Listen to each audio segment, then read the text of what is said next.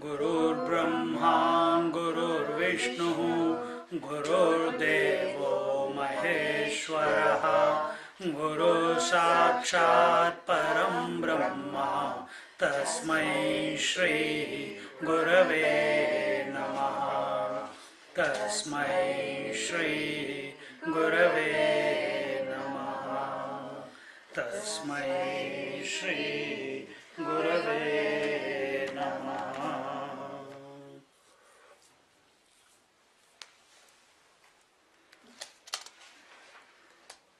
So the student was making the mistake that he was just like the examples that were given, the heavens, the Vedas, the rituals, etc., etc., the relationships, everything is for one's own sake, and as a result of that, teacher told him that all these things that you interact with in life, imagine in life, have relationship, have communication, aspire for, have ambition for, are afraid of, everything is for your own sake.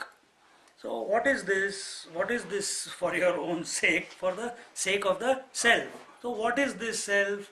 So that one, for that, everything is for one's own sake, meaning that everything we do or don't do is for the joy of the self. So here it was told.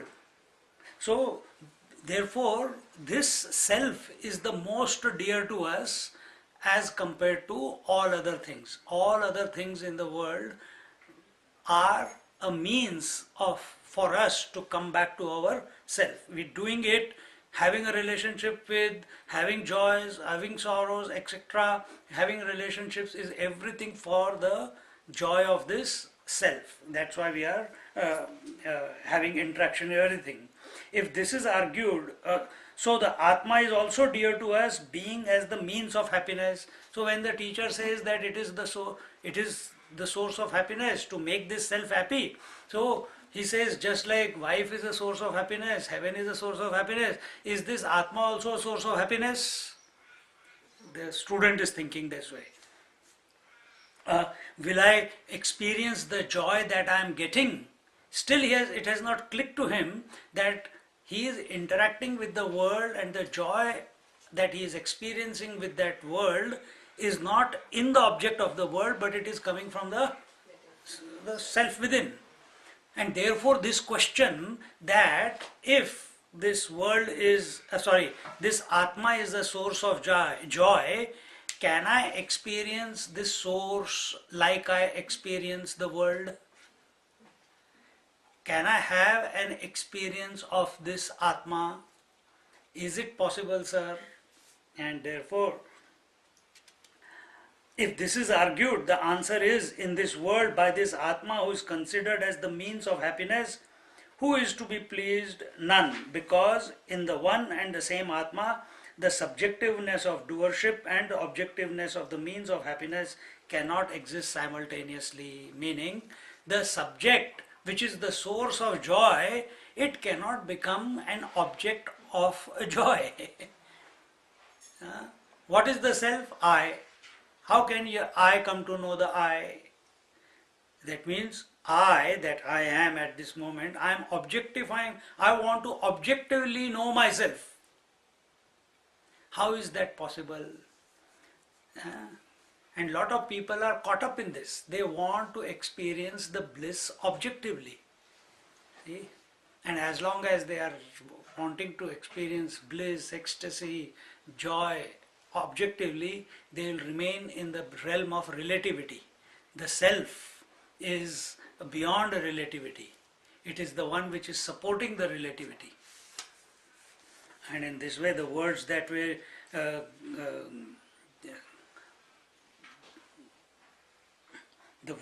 used were anukulya and pratikulya. So I don't like my Atma or I like your Atma, these two things are not possible because Atma is only one. Then continuing, then it was told, love for the means of joy is not supreme. However, Love for the self is supreme because while the former is subject to change, love for the self is not subject to change. Huh? Love for the object keeps changing. People change, the intensity of the joy that we have towards certain person, certain object, certain situation, certain emotion, etc., etc. It keeps changing. Oh, it's so nice. The neighbor came. I said, he went to Italy and came back. I said, how was it? Oh, it was fantastic. Before he was going to Italy, he's Italian.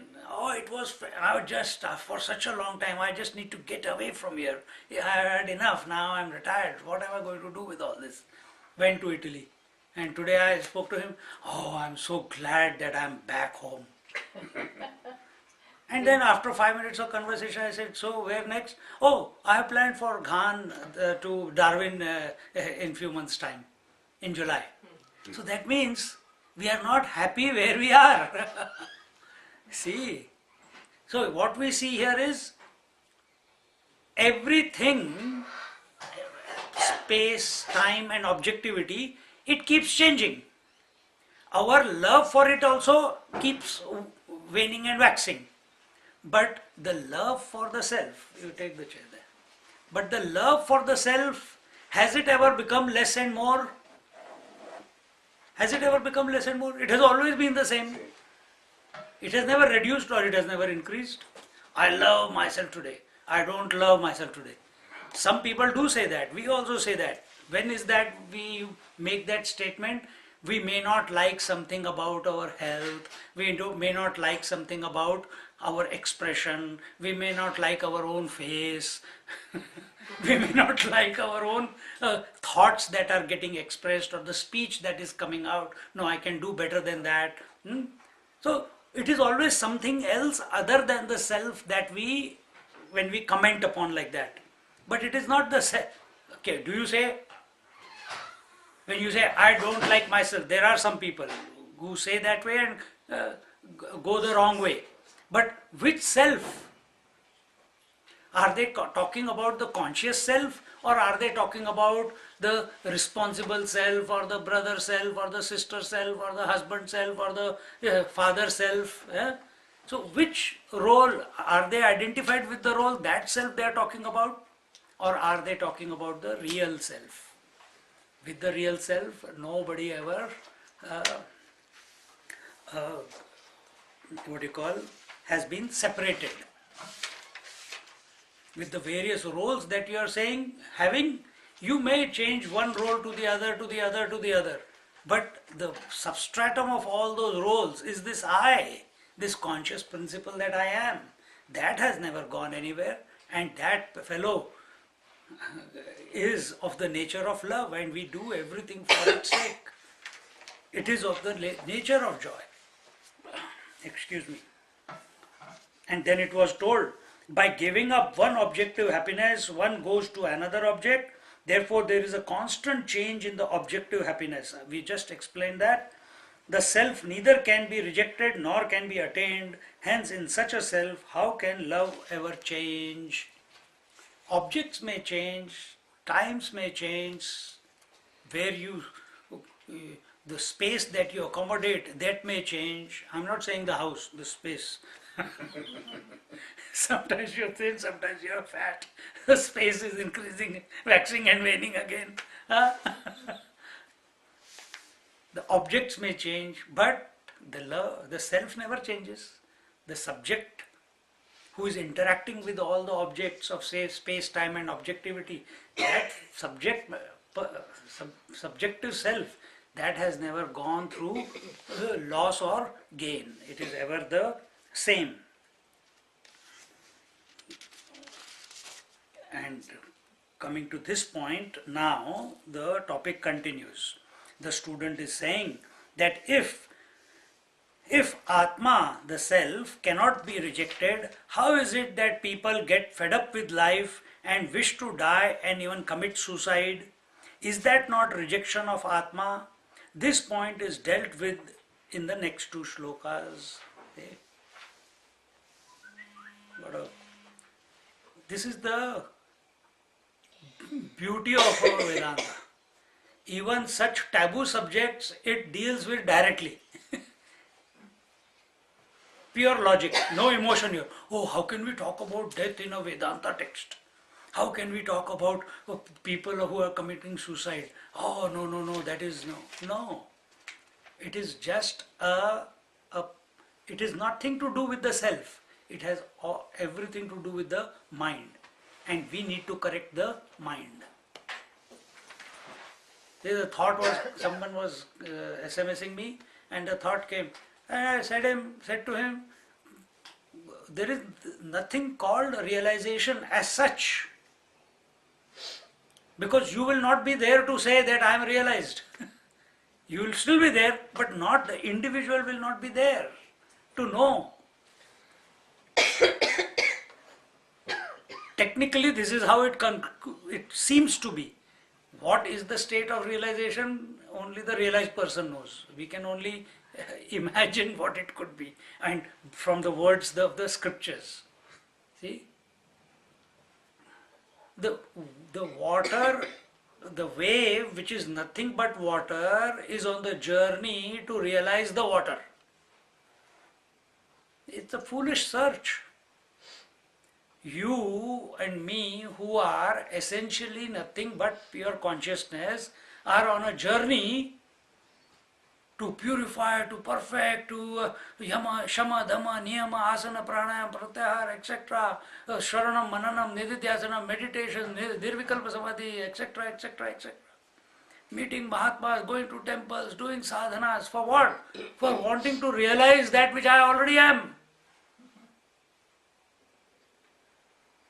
If this premise is clear, this is the basic premise. Yet the problem exists. We can appreciate this at this moment, but the problem exists. Now what is the problem which is coming between the wave, which is nothing but water, and the water? Infinite waters? The mind. So all sadhana is to make either still the mind, or disconnect the mind, or reform the mind, or change the convictions of the mind so that it stops being the problem, the challenge. It is the mind which has decided that I am this body only. Only, that underline that. See? So that mind is needing reformation. That mind needs to be crucified. In that mind, objectivity is also there, subjectivity is also there. I thought and that thought. So this imaginary, a reflected I is taking on the position, I am only this body, I am only that. It's not possible. So don't take everything Swamiji, you are talking seriously. Am I talking too seriously? I am talking intensely. I am talking intensely. So that my mind, it gets convinced, it becomes the norm for my mind to behave in that manner, to keep that disposition all the time. See? So, रोगक्रोधाभिभूतानां मुमूर्षा वीक्ष्यते क्वचित् ततो द्वेषाद् भवेत्याज्य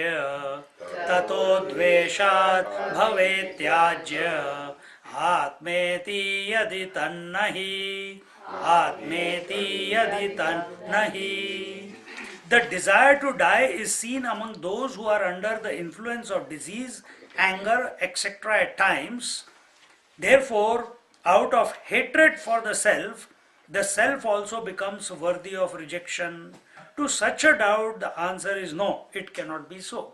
Now understand in this statement, out of the hatred for the self, it is not the self they are hating, it is the that self which has got identified with the body and therefore feeling the pain of the body, they are not able to go beyond that.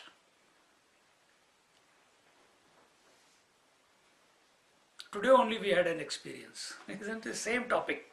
Exactly same topic she was asking. She says, I was so clear, I was ready. I was ready to surrender and go. And then you came. Isn't it? My mind is, what was the word? My mind is so muddled up. I said, my job is that for some time it will be muddled, sometimes it will be clear, sometimes it is muddled, sometimes it is clear. But it takes a lifetime of practice to keep it steady, to keep it equanimous. And equanimity cannot come about by thinking about the world. Equanimity, you cannot say, I am undisturbed by the world. No, if you are saying that statement, you will get disturbed. Equanimity comes about when your attention is on the self. It is a byproduct of that. You cannot be equanimous and yet be an individual. It is not possible. We don't understand this and we keep making statements. I'm aware of this, I'm aware. If you are aware, then don't be disturbed. Live in that manner.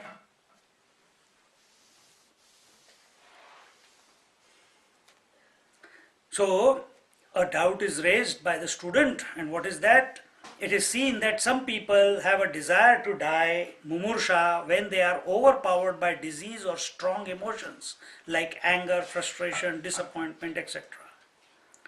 Does this not mean that they are rejecting the Atma? Does this not, because they have a urge to commit suicide, because of the pain, because of the attachment, because of the negative emotions which are flooding their mind? So the student is asking, does that not mean that they are rejecting the Atma if they want to commit suicide? If they are wishing to die, are they not rejecting the Atma? Otherwise, why would they want to die or commit suicide? I have already answered this question. See, I don't even know what the topic was, but in the introduction, this topic came. So we want to get rid of the object, the source of problem, not the self. Anyway, let's see what Swamiji says, or the Vidyaranya Swami says. Why would they want to die or commit suicide? The teacher says, Nahi. The teacher replies that this line of thinking is totally wrong. This argument is not correct. If a person is troubled by disease or anger or frustration and wants to die, it is not Atma Tyaga, it is not rejection of the self. It is, they only want to get rid of the source of their misery so that they can be happy. See? So it is not that they want to reject the self, but because we find people in this situation, they don't find any other way out, and that is the way we speak. The disease is terrible. You can't. Every doctor has given up. What can you do now? Your mind is healthy, but it is getting bombarded by the thoughts of the disease, and then after some time you don't want to be a trouble to your family, to your children, to yourself. Okay, I'll hang myself. I'll commit suicide. Is it that he was committing the suicide of the self, or was he committing the finishing of the body? He was rejecting the source of disease. Where is the source of disease? Where is the disease expressing? In the body.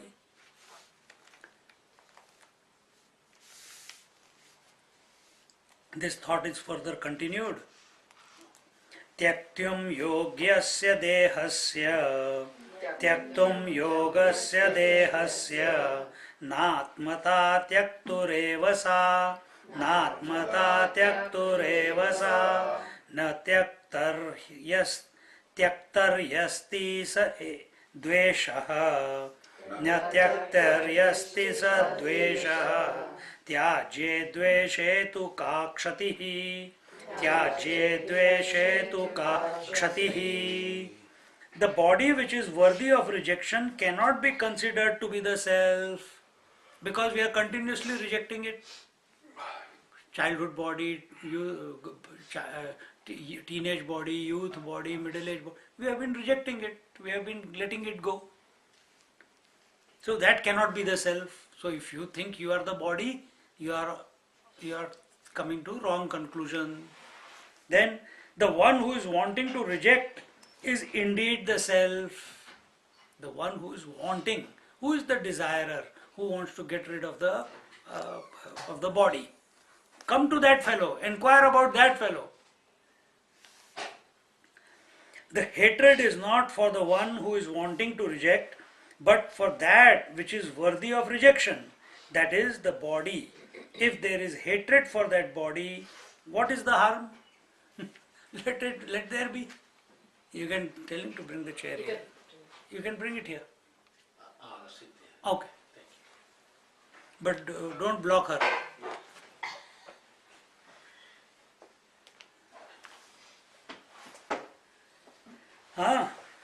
So if there is hatred for the body, who cares? Let there be hatred for the body. No problem. Tyagyam yogasya dehasya atmata na.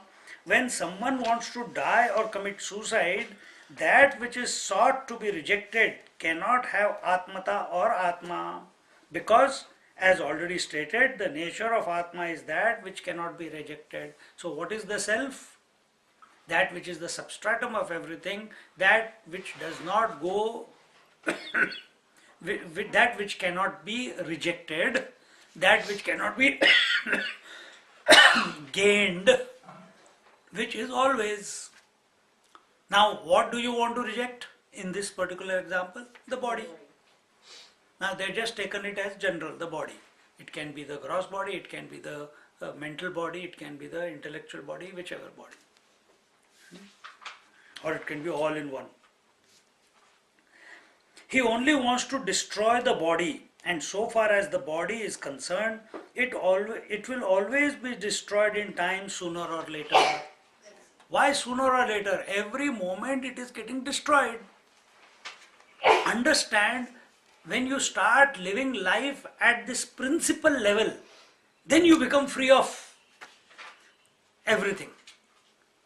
Understand the principles by which this whole creation is functioning. See, we make it personal. Personal only, who makes personal? Ego. Ego makes it all personal. Because attachment, because ownership, because of doership, because of enjoyership. But when you take it at personal, it remains when you take it at the principle level, then principle is not only for my principle. No, principle is a general principle. Your attention immediately expands, mind expands, and it becomes equanimous as a result. Why I was worried about my body is getting old? Oh, why me? Look around, principle. Everybody is getting old. Oh, I am in the same, everyone is in the same boat. Oh, old people, no. Child also is getting old. The teenager is also getting old. The youth is also getting old. The middle age is also getting old. And the old man is also getting old. It's a principle. Life is continuous change. Body is continuously changing.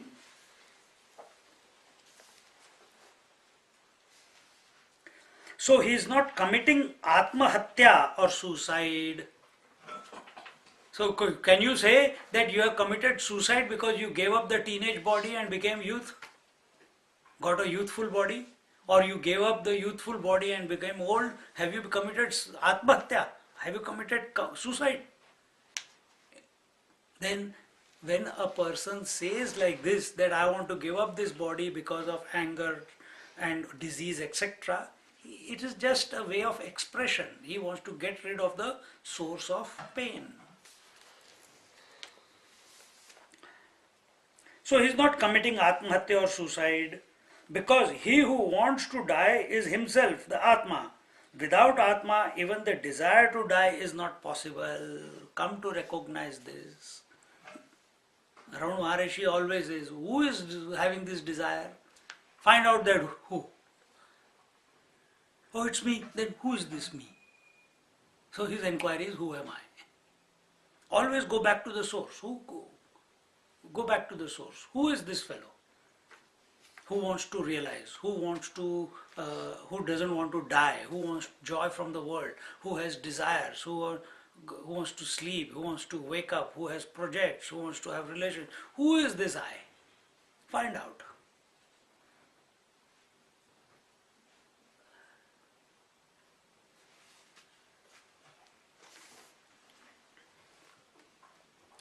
Both the desires, I want to live long, I want to die, are supported by the same Atma. I want to live and I want to die are two expressions of that limited I. Okay? But the true I is the one which is supporting both these statements. Just like the true I, the real self, is supporting the waker I, the dreamer I, and the deep sleep I. Exactly the same way, this real self is supporting, if you can say, we are just trying to ascertain, it is the one which is supporting the statement I want to die and the statement I want to live. This Atma, which is the real self, is not making that statement. The Atma is independent. The water is independent of the wave, even though expressing through the wave. Similarly, Atma, the conscious self, is independent, even though expressing through the mind, through the body, through the individual. See, even now, at this moment, if you take this position, you understand water is infinite, but it is expressing through the wave. It is not other than the wave. Yet, the water is independent of the waveness, isn't it? We can appreciate this example. Similarly, consciousness is supporting in and through the body as the body, yet it is independent of the body, and that is our essential nature. From the water's point of view, every wave is nothing but water, and therefore it does not call it a wave. It does not. If you ask wave, I don't know, it's me only. And where is our, if we can take that position that everything is the self alone, but for that, our attention must be on the conscious principle, not on something which is coming and going, not on something which is limited, not on something which is conditioned, not on something which is ephemeral. See? Not on something where there is gain and loss. Not on something where there is like and dislike. The more we give value to this, the more individuality becomes concretized. The more we give attention to the common denominator, the more your abidance, you will come close to that, because the mind will dissolve. Mind cannot dissolve by thinking about the world. Mind can only dissolve when it searches or puts attention on its source, correct? Because mind is essentially consciousness. Wave is essentially water. Mind is essentially consciousness.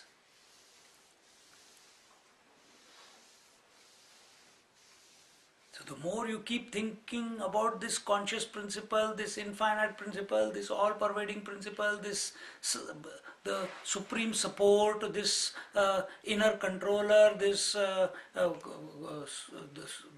source itself, to the exclusion of everything else,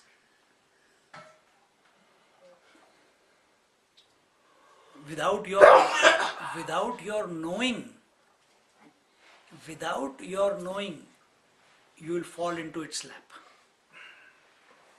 Without your knowing.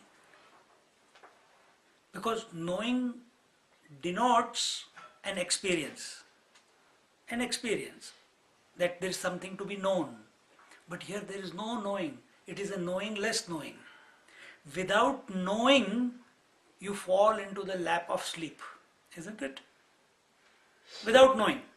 Knower is not there. Exactly the same way. Without knowing, we fall into the lap of the self. But for that, we have to think of the, contemplate on the, brood on the self, on the source. Make it into a pastime. Let everything go on. Talking, speaking, hearing, fighting, arguing, cooking, walking, gymming, waking, dreaming, sleeping. Let everything go on.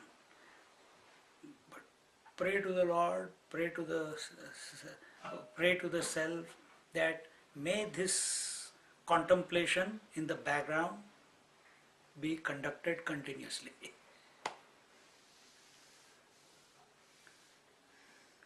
Just like now, you're here, in the background, whether you know it or don't, I don't know, but you find out. You know that another 2 hours, 3 hours, 4 hours, 5 hours, you'll go to sleep. Isn't it? Do you have any doubt that you will not go to sleep? When you wake up in the morning, you know what? I'm awake. But don't you know that in the night you are going to sleep? You are going to sleep. So in the background, that conviction is there, that I will wake up also, I will sleep also. Similarly, this type of conviction is required at the back. That it's initially a conviction, eventually it will be you only. That everything is happening, but your attention should be on the conscious principle. The one who is rejecting the body does not have any disliking for himself. His hatred is only for the body because of the disease, etc. Even the desire to reject the body is Atmanastu Kamaya. That urge to reject the body and commit suicide is for the sake of the self alone. It's not for the sake of the body, it's for the sake of the self, that I want to get rid of this because it's giving me more pain than joy.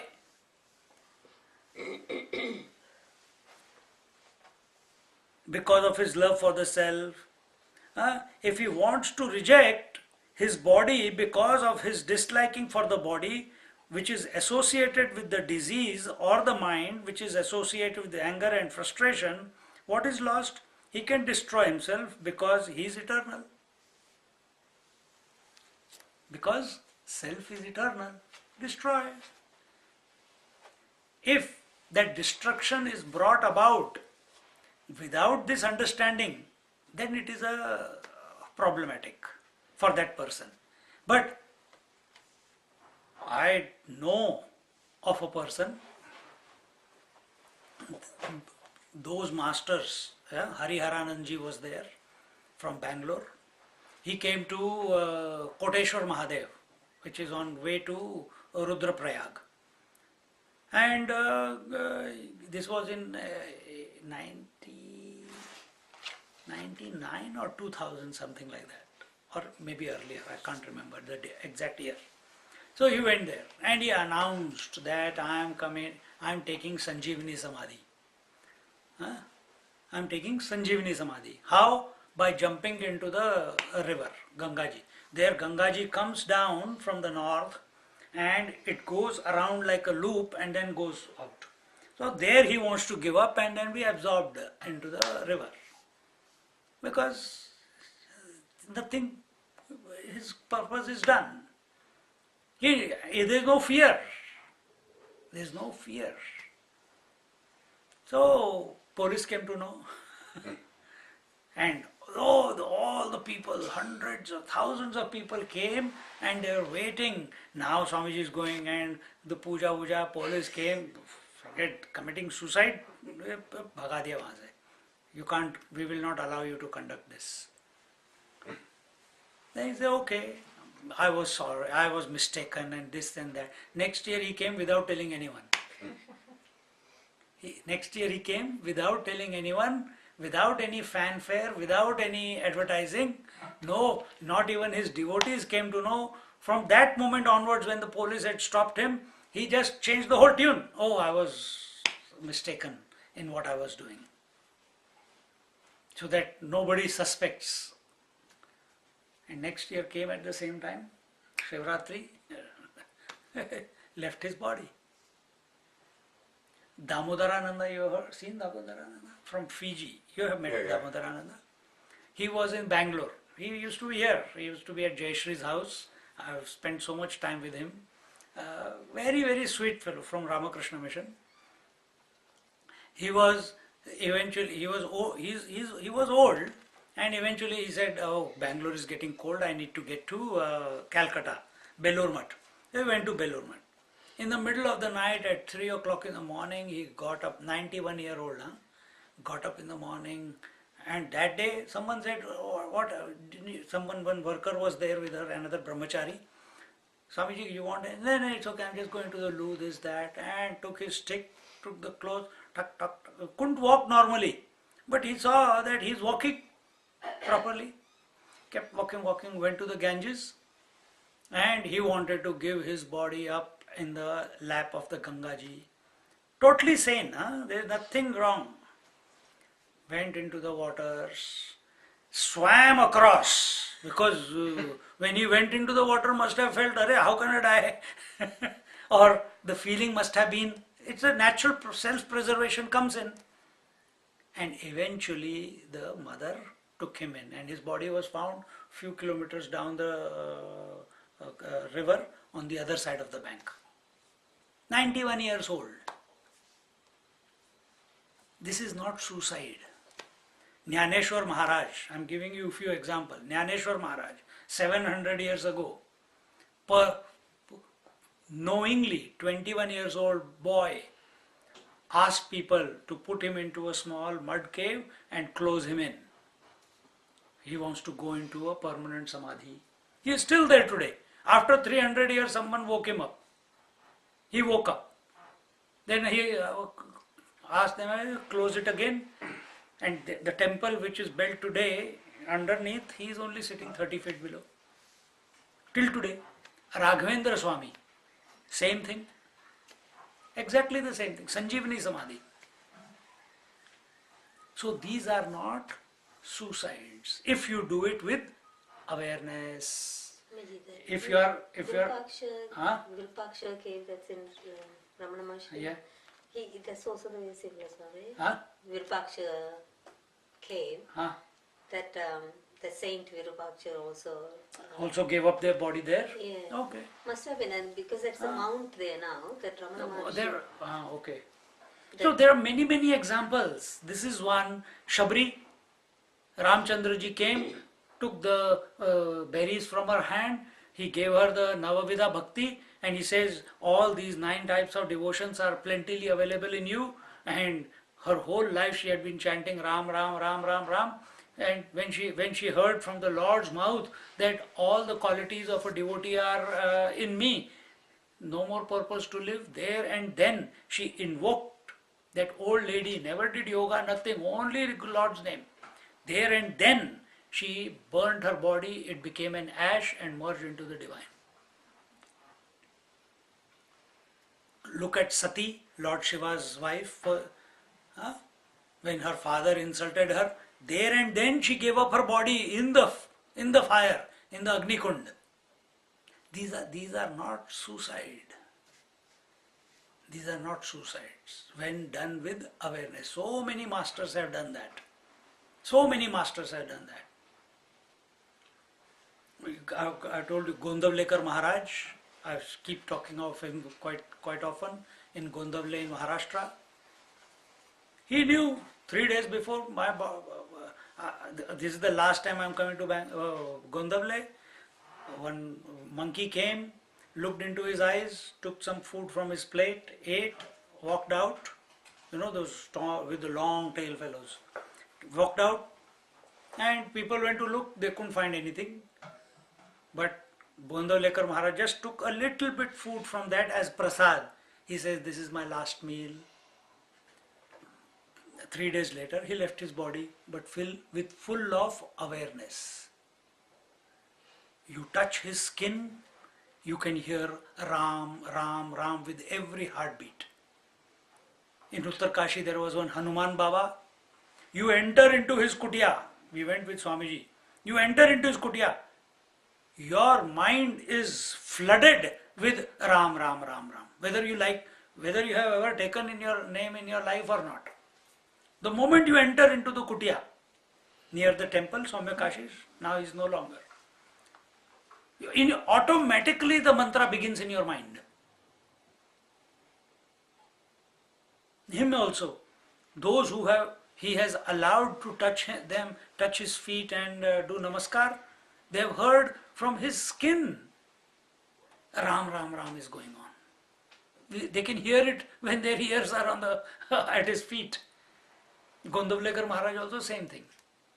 Such masters leave their body. Krishna, historical fact, left his body of his own accord. He did not die. That is not a suicide. Bhishma Pitamaha did not commit a suicide, even though he's got hundreds of arrows on his body, he is lying on the bed of arrows, but he waits for the auspicious moment to leave the body behind, in spite of the pain. So these are not suicides if your attention is on the divine. Prepare. This is what we have to prepare. The mind must be prepared, that it does not fluctuate, it does not get disturbed, it does not get imbalanced because of what the world is throwing at us. When that happens, then you are prepared. Even a thought of the world must not go. So what did Bhishma Pitamaha did on the bed of arrows? He was continuously thinking of Krishna only. That's all he did. Belsare Maharaj and this Hanuman Baba, what did they do? They were thinking of Ramchandraji only. That is their divinity. See? Oh, but we are looking at consciousness. Consciousness or Ram, it's one and the same thing. First, begin somewhere. See? So, such a person cannot, whether knowingly or unknowingly, he gives up his body. He is doing it for the sake of the self alone. One is doing it with the awareness that now there is no purpose of this body, so give up the body. Another person is doing it out of disease or pain or whatever, but it is still doing it for the sake of the self alone, isn't it? In the previous case, he is aware that he is the self. In the second case, he is not. Through application of logic, the teacher now compares love towards the objective world and the supreme love for one's essential nature.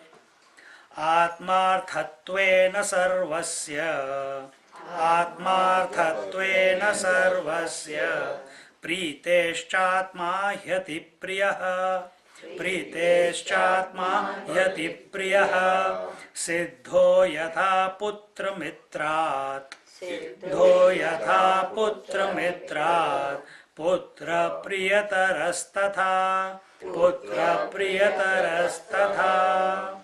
the things that are the means of joy for the self are dear. However, the self is supremely dear, is thus concluded from the above discussions.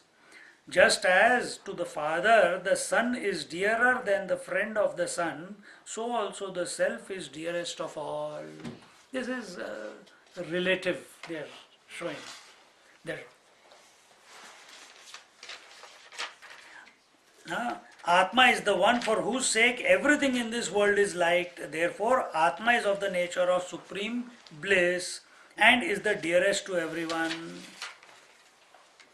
For example, one likes friends of the sun very much indeed, but the love for one's own son is more deeper than the love for the son of the friend.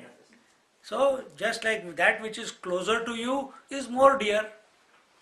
More than the sun's sun, your body will be dear to you. More than the body, the breath will be dear to you. I should not stop breathing for any mistake. More than the breath, your emotions will be dear to you. More than the emotions, your convictions will be dear to you. More than the convictions and the intellect, the self will be dear to you. So it is seen. This is how the things are in the world. This is how we behave. Similarly, we may like the worldly object. Love for one's own being is extremely supreme. The strength of any Vedantic statement depends on the source, which is the Shruti on the basis of which the whole thought is developed. Once that is established, the second means of knowledge to know the truth is the Yukti or logic. The third is Anubhuti, one's own experience in that particular field. So what are we studying here? Are we studying suicide? Are we studying objects? Are we studying the changing space-time objectivity? Then what are we studying here? Through what we have heard till now, what is that the teacher wants to bring our attention to in and through every verse? It is the Atma, the self. Every statement is bringing us back to the Atma, and he is trying to show us that this Atma is the substratum of everything, and for its sake everything is done. See?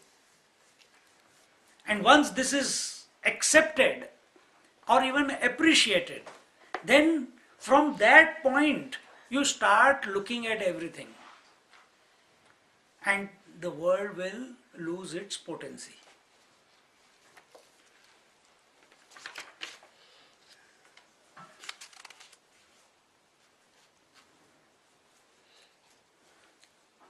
So this is being taken up in the next shloka.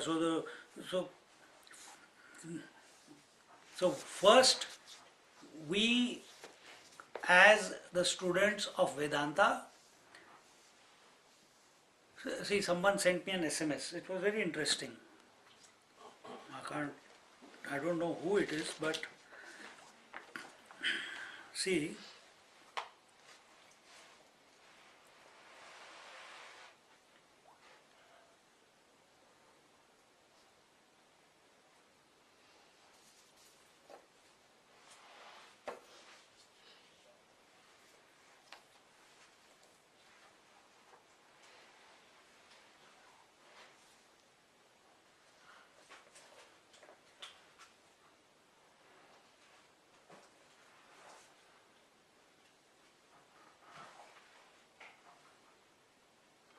they say, keep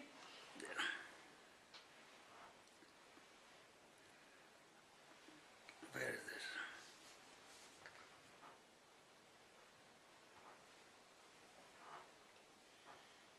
this? They say we are talking about some topic on the self. They said, keep the philosophy aside, but on second thoughts, to be beyond praise and criticism, you need to know yourself, at least at the relative level. What do you make out of from that statement? Keep the philosophy aside, means keep the Vedantic philosophy aside, in order to know in order to go beyond praise and criticism, you need to know your relative self. Can you come to know your relative self? Can you come to know your relative self? I am asking you all a question.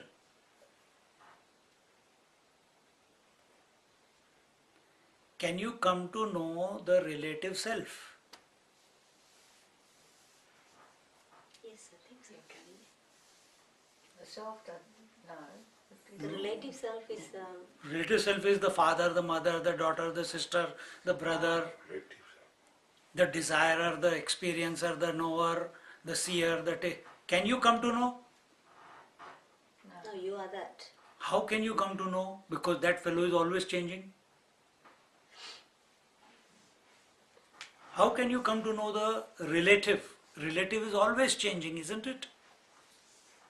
So here the statement is keep the philosophy aside.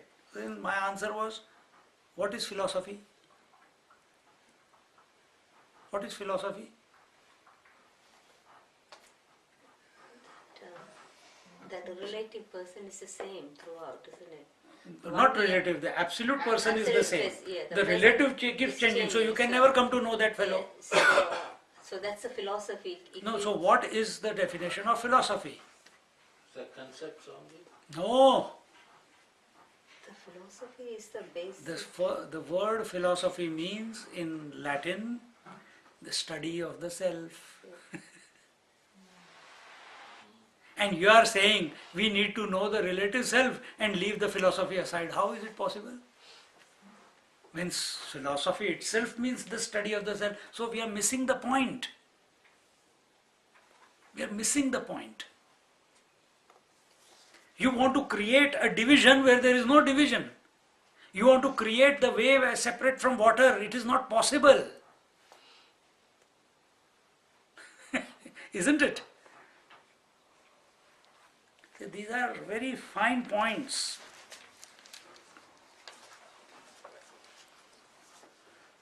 So once we accept,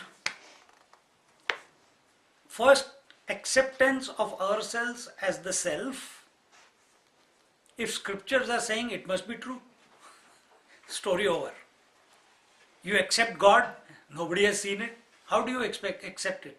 Out of faith, isn't it? Do you need faith to be yourself? You know you are.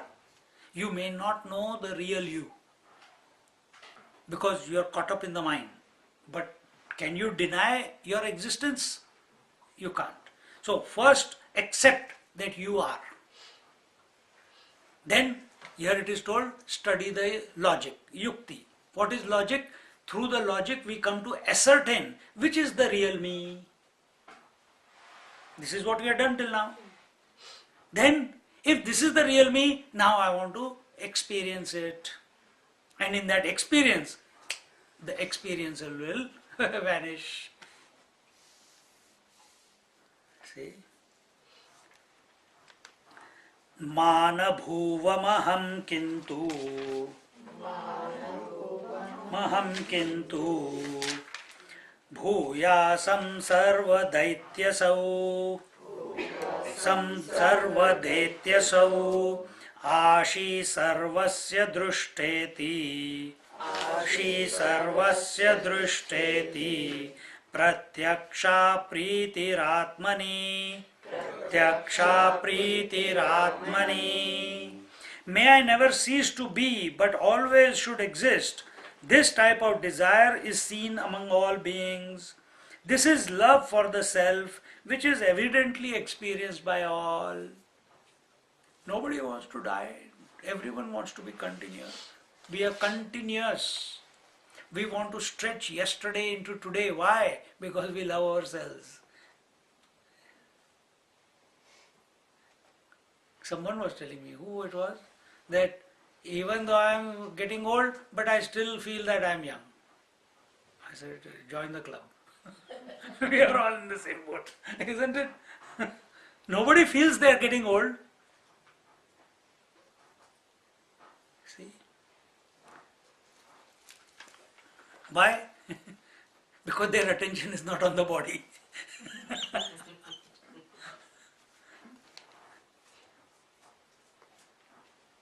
So, nobody ever thinks that I should not exist. On the contrary, everyone thinks and desires that I should be eternally present. But all the time we know that as a body, it is not possible to be present forever. So we wish to leave our name behind in the form of inscriptions, etc., because it is impossible to accept our own absence from this world. This is how he who desires immortality keeps praying to the Lord. This is seen in every human being. It is the direct experience of every one of us. In this way, it can be definitely concluded that everything in the world is liked for the sake of Atma alone. Atma is the most dear to us, and this dearness of Atma is not like any of the other expressions of love discussed and later negated in the above verses. This love for the Atma is a continuous chord which is playing its music non-stop. Non-stop.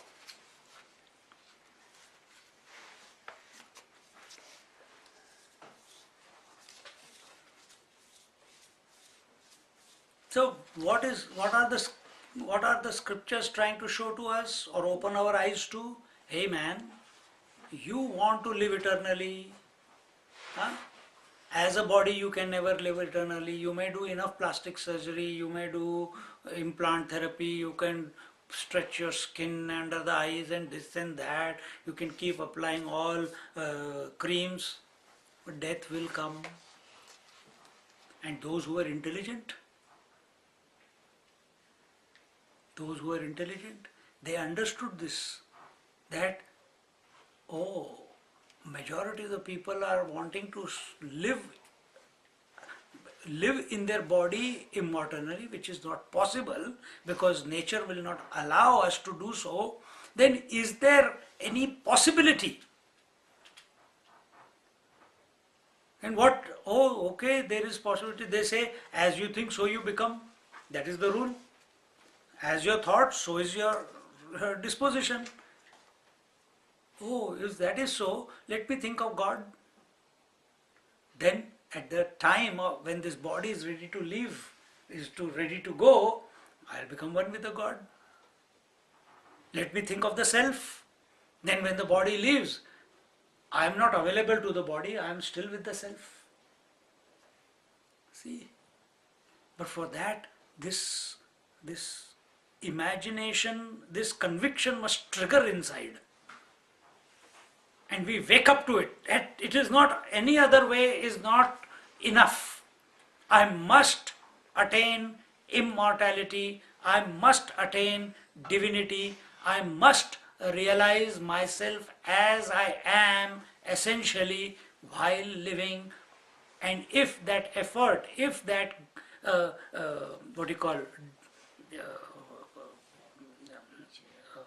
practice brings it about, even if with the last breath, then it is a life well lived. Then it is life well lived. But that fire inside must be there. It cannot be when I had time, I am thinking about it, and it becomes a topic of discussion over drinks. That is not enough. When we, Sunday to Sunday or Wednesday to Wednesday, it is not enough. This is a trigger, but it has to be interacted with deeply so that the rest of the week it continues to burn you from inside. Burn what? Burn our wrong notions. Burn our identifications. Burn our desires. And here we are not saying burn your desires, burn your wrong identification. No, the trigger that has to be invoked here is that I am of the nature of Atma. That divinity is the substratum of everything. That trigger. Then by His grace, see how quickly the journey unfolds. Swami, love for the self is unknown. Self is not unknown. Don't you know yourself? No, not the self. Don't you know yourself? Are you unknown to yourself? I know me as a limited entity. When your attention is on the body, you know it yourself as a body, limited entity. When your attention is on the breath, you know yourself as a breathing mechanism. So you know yourself as a breathing person, limited entity. When you think of your emotions, you know yourself as an emotional person, a limited entity. When you think of the concepts and ideas, etc., then you know yourself as a thinking entity or conceptual entity. When all these things are not there, do you vanish? Between two thoughts, there is nothing. But it's not. Do you vanish?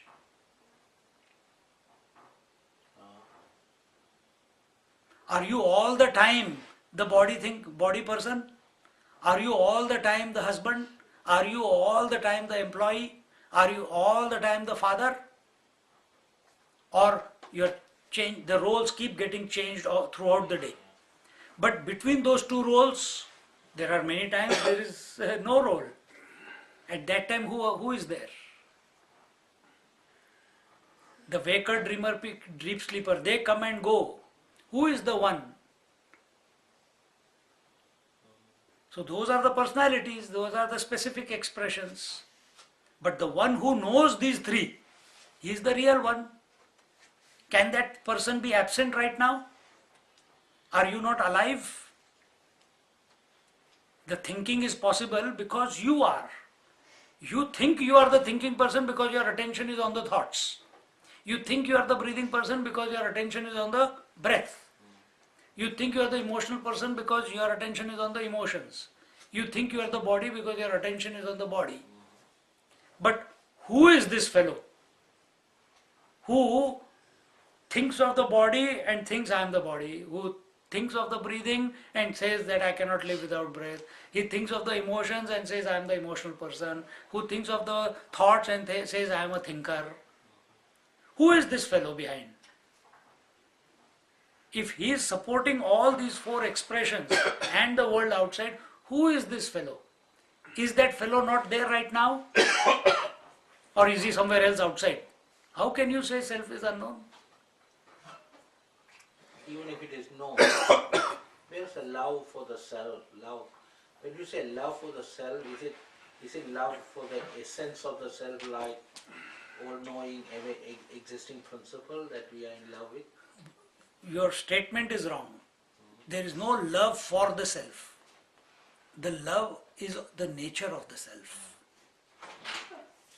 And as long as you are a relative person, a father loves the child for the sake of the self. For the sake of the self. So the love is not in the child. Love is your nature, which is being superimposed on that child. The love is not on the laddu, but the love is your nature.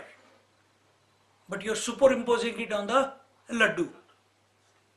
Because if the love was in the child or in the laddu, then you should not leave those two things ever in your life.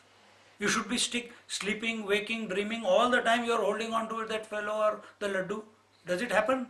If you love the laddu so much, if the love was in the laddu, you would be eating it 24 hours a day, 365 days a year. But is that possible?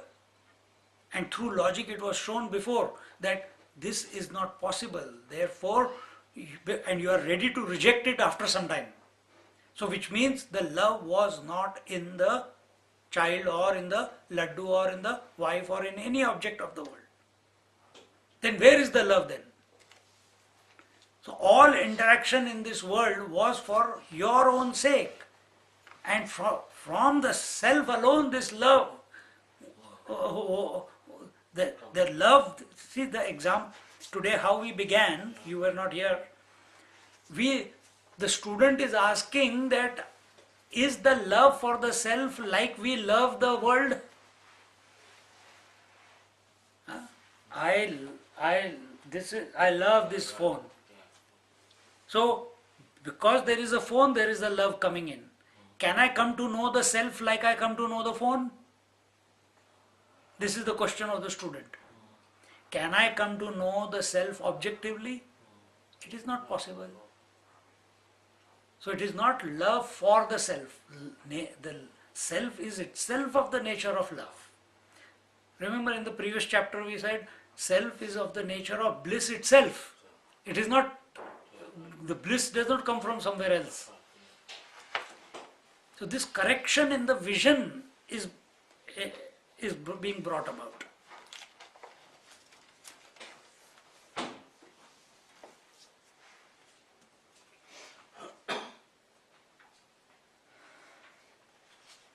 But all the time we know that as a body it cannot be possible to present forever. So we wish to leave our name. We read all this.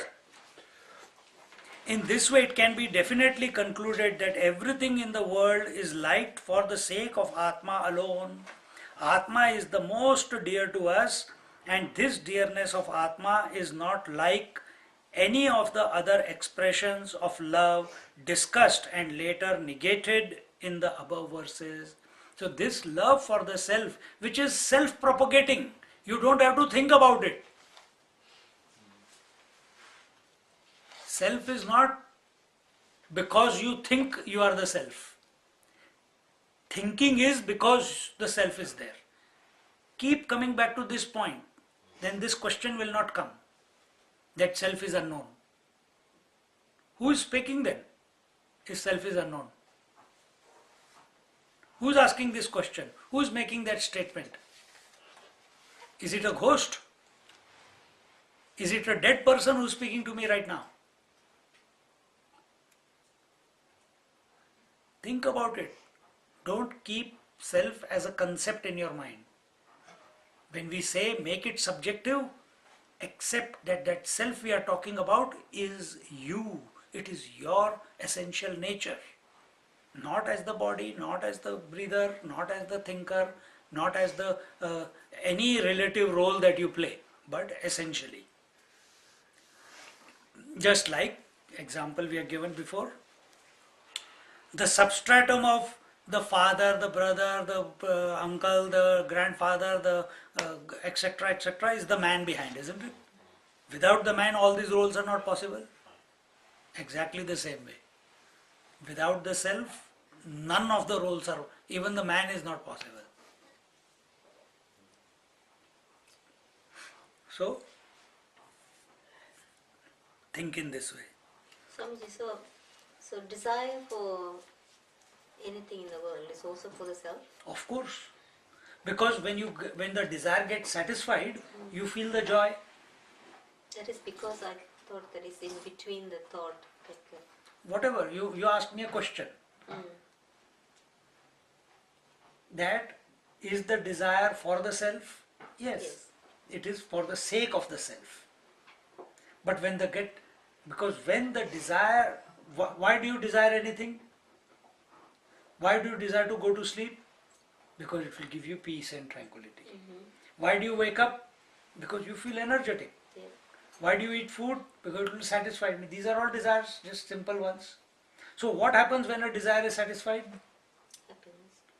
When the desire is satisfied, the desire dies because it has got satisfied. And because now no thought of that desire is there in the mind, so you are desiring, I want a laddu, I want a laddu, I want a, or I'm hungry, I'm hungry, I'm hungry. And when the food goes into your mouth, now the desire for food is not there. The bliss, which is your nature, which was getting covered by the thought of desire, because now that thought is not there, that desire is not there, that bliss is able to express itself. Yeah. But then how can we say that's for that self though? Without self, can you have desire? Without I, can you have the desire?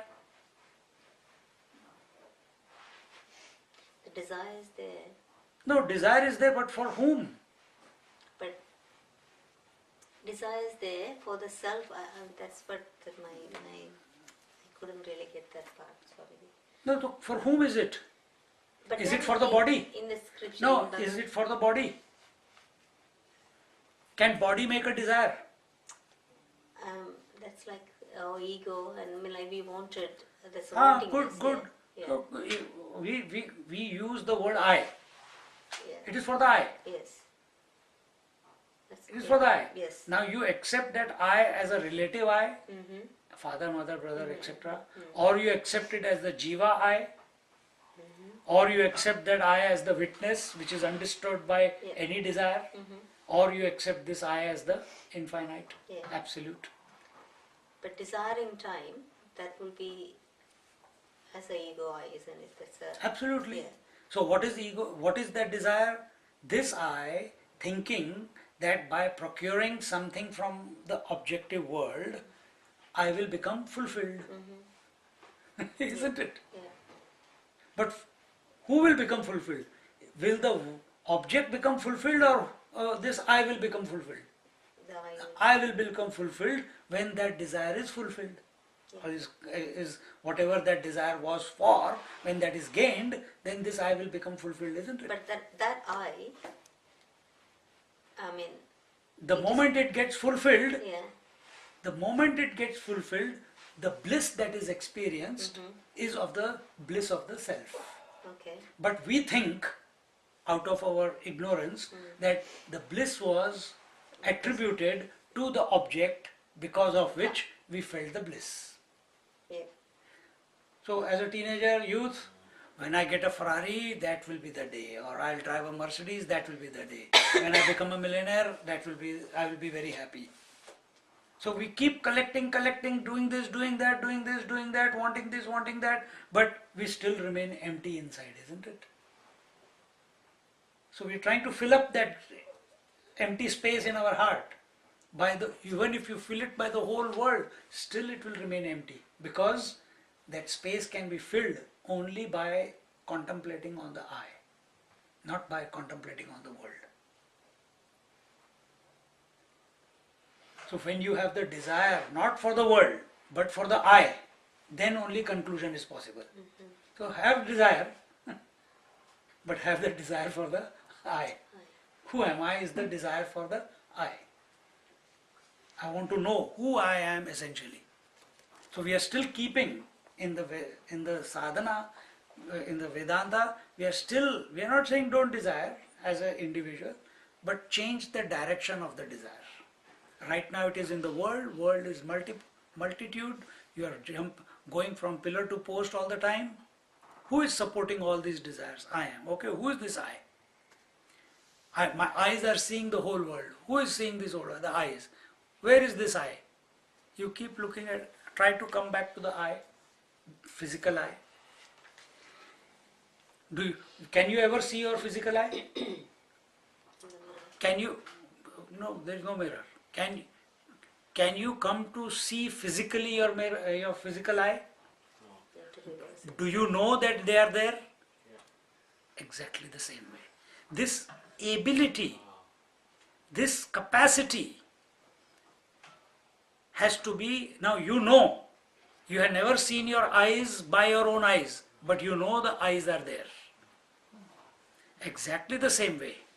This self that I am, as an individual, you will never come to know the essential self, but you know that the self is, without it, I cannot be. This life cannot be.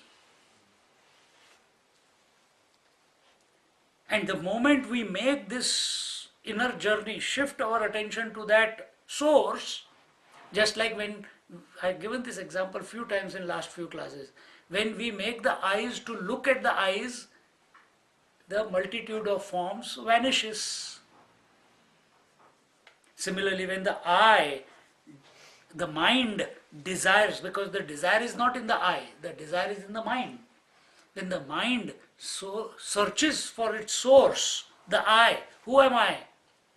The multitude of thoughts in the mind, they vanish, and you come to abide in yourself. See? Now there are some who continue to quote the scriptures and interpret them in their own way. This is for all of us. The teacher gives some examples of such misinterpretations and expose the fallacies underlying them. Lot of people, they say, why can't we have an opinion on what the scriptures are saying? Huh? Maharishi Vedvyas wrote a commentary on Bhagavad Gita. Chinmayananji wrote a commentary on Bhagavad Gita. Swami Shivananda wrote a commentary on Bhagavad Gita. So many people have written commentary on. Bal Gangadhar Tilak wrote a commentary on Bhagavad Gita. Why can't we have our own interpretation of the Bhagavad Gita? Certainly you can. No, certainly you can. But from what point, from what standpoint are you taking it? That is important. Is it out of self-adoration? Is it out of, I want to leave a mark behind? Some people have that something under my name should be published, that I have written a Bhagavad Gita, commentary. I have seen some commentaries, they're pathetic. Absolutely pathetic.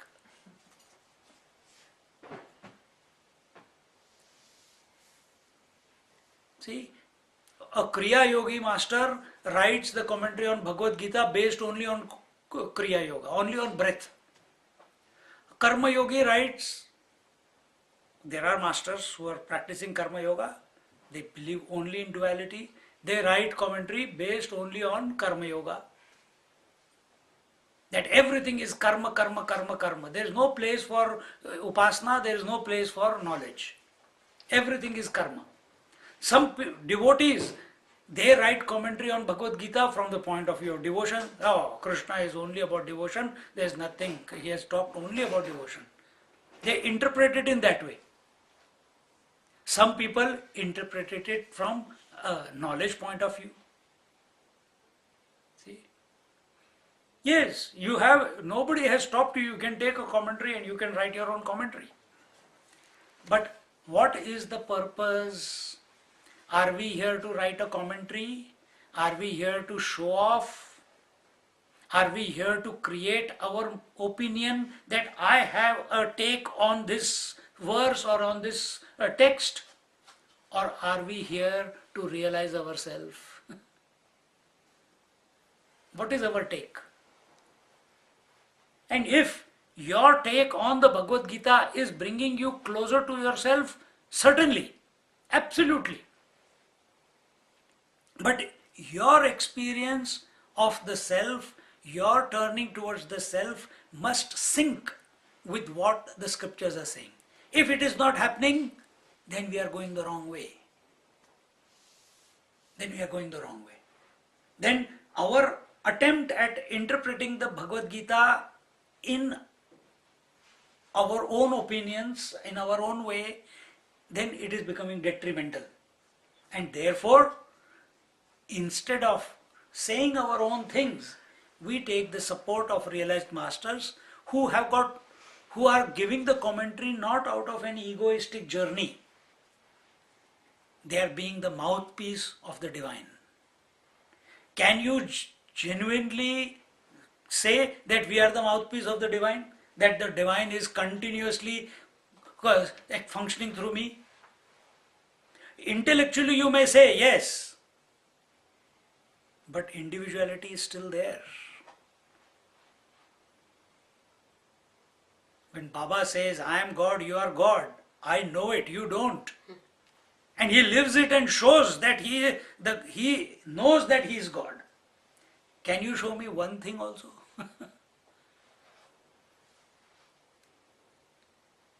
We are not trying to undermine your capacity. No, that is not the intention at all. But we must come to the right conclusion. And when, without any guidance, if we don't have anything to compare with, if we say our commentary is the final one, our opinion on this verse is the final one, then what Maharishi Vedvyas, what Sri Krishna has said, actually said, which has been reciprocated, which has been, translated by realized masters, interpreted by the realized masters, then your interpretation must sync with those statements. See? Because all of them, when they say the same thing. Do we have that acumen? Do we have that acumen? And therefore, for this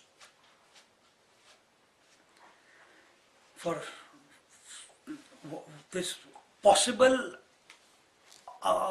ways where we can go wrong in our own interpretation, independent interpretation, is being addressed here, which we will not confuse our mind with today. We'll see it in our next class. Om Purnamada Purnamidam Purnanat Purnamudachyate Purnasya Purnamadaya Purnameva Vashishyate. Om Shanti Shanti Shanti. Hari Om Shri Gurubhyo Namaha. Hari Om. Just sit quietly for a minute or two.